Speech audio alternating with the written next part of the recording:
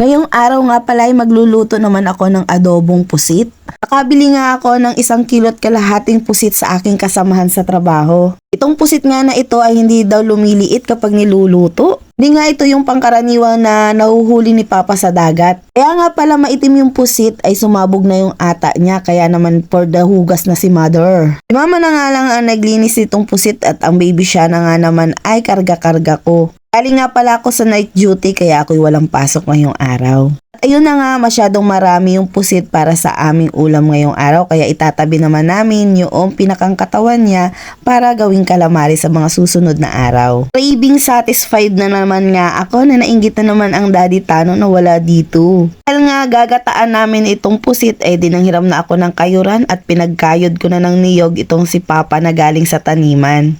Siya na nga ang nagkayod dahil naman siya'y masipag magkayod at sanay na yan sa pagkakayod ng niyog. Habang ang isang bata ay kumakain naman ng niyog na kinakayod ni lolo niya.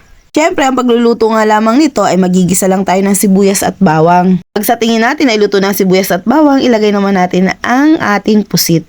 Ali yung pinakang ulo ng pusit at yung pinakang pakpak at puwetan nito ang aming niluto lamang ngayong araw. Dahil nga sabi ni Hera, masarap daw itong gawing calamares. Pagkalagay nga ng pusit ay di inilagay naman namin na yung unang gata.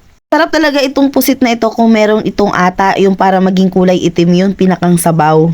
Kaso nga ay sumabog na kaya naman nawala na ang ata. Kailangan nga itong pakuluan ng ayos dahil ito ay medyo makunat-kunat. Pag nga nagluluto kami ng ganitong pusit ay di nilalagyan namin ng suka. Comment na kayo kung naglalagay rin lang kayo ng suka dito sa mga ganitong pusit. Pagkalagay nga ng suka ay inilagay na rin yung kakang gata.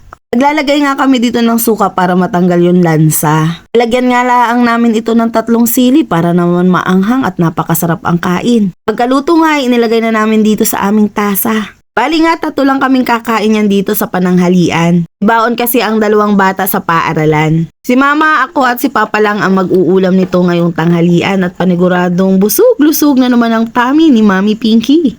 At kung tatanungin nyo kung magkano yung pusit na yan, huwag kayong mag-alala, mura-mura lang naman ang kilo ngayon. At itong batang si Shana nga ay tuwang-tuwa sa pagkain nitong pusit. Aba, hindi ko naman alam na kumakain pala siya ng ganito. Tuwang-tuwa sa pagkain ng mga galamay ng pusit. Huwag kayong mag-alala, may sili man yun ay hindi naman umanghang ang aming niluto, kaya itong batang si Shana ay tuwang-tuwa sa pagkain. Ayaw talaga niyang magpaawat yan sa pusit na yan, kaya siya na ang naghawak talaga ng kanyang kinakain at ayaw pa nga mamigay. Sa ganitong kainan talaga si Baby Shana ay maaasahan talaga. At kapag napanood ni Daddy Tano itong video ng kanyang bebehan ay panigurado siyang maiinggit siya sa kinakain ni Baby Shana. Marami talagang nakain si Baby Shana nitong araw ng pananghalian namin. Dahil nga napakasarap ng sabaw kapag ginataan ang ulam, lalo na kung pusit. At yun lamang, maraming salamat!